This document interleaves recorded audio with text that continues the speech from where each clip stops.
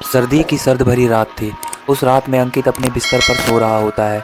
तभी उसे नींद में ऐसा लगता है जैसे कि बाहर कोई बातचीत कर रहा हो, फुसफुसा रहा हो। तब वो सोचता है इतनी ठंडी की रात में कौन इतनी रात में बाहर होगा। उसे लगता है मेरा वहम है, और फिर वो लेट सो जाता है। और फिर दोबारा उसकी आँख खुलती है और उसे फिर से आवाज़ें आने लगती है। वो आवाज़ सुनकर वो खिड़की की तरफ जाता है और खिड़की की तरफ कान लगाकर सुनता है। तब उसे लगता है कोई है बाहर। तभी वो खिड़की से झाँकने लगता है बाहर की तरफ, और वो देखता है उसकी पड़ोस वाली भाभी किसी साए के साथ जा रही है। वो साया उसे नहीं दिख रहा होता, वो बिल्कुल काला होता है। वो अपनी आँख को दोबारा से मल के देखता है, फिर भी उसे वो साया साफ नहीं दिख रहा होता, और उसे कुछ यकीन नहीं होता कि इतनी रात में वो लोग कहाँ जा रहे हैं। और वो डरता हुआ अपने बिस्तर पर आ जाता है। जैसे तैसे करके वो रात काटता है।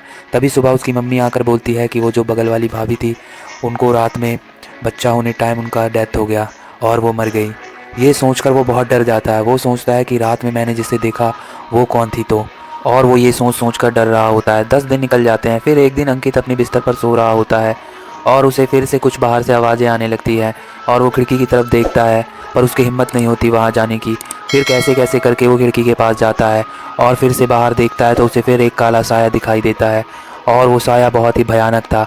वो उसे देखकर बहुत ही डर रहा होता है। तभी वो साया बिजली की रफ्तार से उसके पास आ जाती है और उसे घूरने लगती है। अंकित उसे देखकर बहुत ज़्यादा ही डर जाता है और वो डर से वहाँ से भाग जाता है। जैसे ही वो सीढ़ी पर आता है, वैसे ही देखता है कि वो साया सीढ़ी पर ही खड़ा है, और उसे देखकर अंकित बेहोश हो जाता है और वहीं गिर जाता है। सुबह होती है तो उसकी आँख खुलती है। उसकी माँ उसके सामने होती है और वो उससे पूछ रही होती है कि तुम बेहोश कैसे हो गए थे और सीढ़ी पर क्या कर रहे थे, पर उसे कोई जवाब नहीं देता।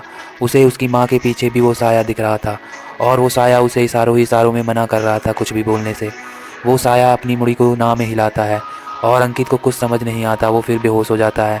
अगले दिन वो डॉक्टर के पास होता है और वहाँ उसे फिर होश आता है। फिर उसे वो साया दिखने लगता है और उस साये को देखकर वो फिर से बेहोश हो जाता है। ये देखकर माँ उसकी बहुत ज़्यादा घबराने लगती है। उसे लगता है कि ऐसा मेरे बेटे को क्या हो गया जो किसी भी डॉक्टर को पता नहीं चल पा रहा।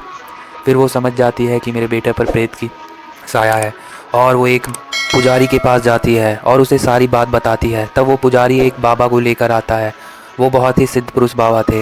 वो बोलते हैं कहाँ है वो लड़का, मुझे उसके पास ले चलो, और उसकी माँ उस लड़के के पास ले जाती है। तब वो देखते हैं कि वो लड़का एक बच्चे को लेकर गोद में खड़ा हुआ है, और वो पूरा गर्दन घुमाकर पीछे देखने लगता है। फिर तभी वो बच्चे को नीचे रखकर ऊपर छत पर चढ़ जाता है, और बाबा जी अपने जल से जल निकाल कर उस पर छिड़कते हैं। तब उसे बहुत गुस्सा आने लगता है और वो अपने असली रूप में आ जाता है, और वो अपने चेहरे पे अपने ही हाथ के नाखून से मारने लगता है। तभी बाबा उसके चेहरे पर कुछ लगा देते हैं और वो बाबा को ज़ोर से धक्का दे देता है। बाबा दूर जाकर गिरते हैं और वो देखकर वो खुश हो जाता है, और फिर तभी बाबा की पानी का उसे असर हो जाता है और वो बेहोश होकर गिर जाता है। और उसकी माँ उस बच्चे को जाकर उस पड़ोस के घर में दे आती है। तभी बाबा उसकी माँ को बोलते हैं कि मुझे हवन करना होगा और पता लगाना होगा कि वो साया उसके पीछे क्यों है। तभी बाबा सारा हवन का सामान ले आते हैं और अपनी पूजा शुरू कर देते हैं। अंकित भी वहीं बैठा हुआ होता है। बाबा उससे पूछते हैं कि तुम इसके पीछे क्यों पड़े हुए हो और तुम इसे छोड़कर चले जाओ।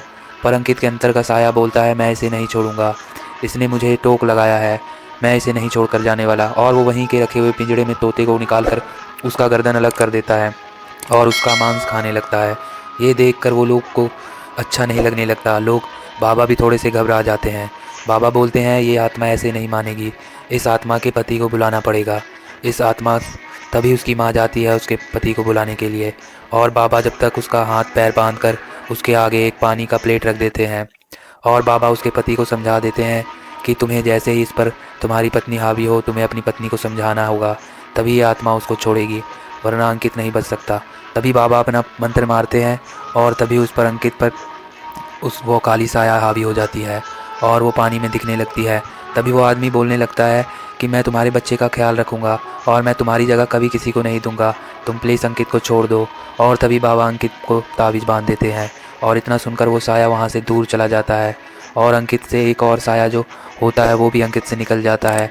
और बाबा बोलते हैं कि तुम्हें 10 दिन तक घर में हवन करवाना होगा, तभी ये साया से पीछा छूटेगा। इतनी